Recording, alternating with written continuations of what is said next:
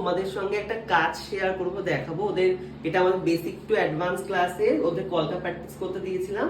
তো তার মধ্যে কলকা তো সবাই প্র্যাকটিস করেইছে, তার সাথে সাথে একটা দারুণ কাজ তোমাদের সঙ্গে শেয়ার।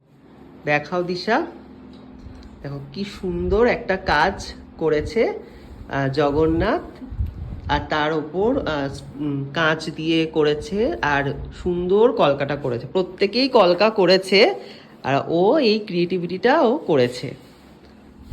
দারুণ হয়েছে, দারুণ। তোমরা কি বলো, কেমন হয়েছে? একটা ক্ল্যাপ হয়ে যাক দিশার জন্য।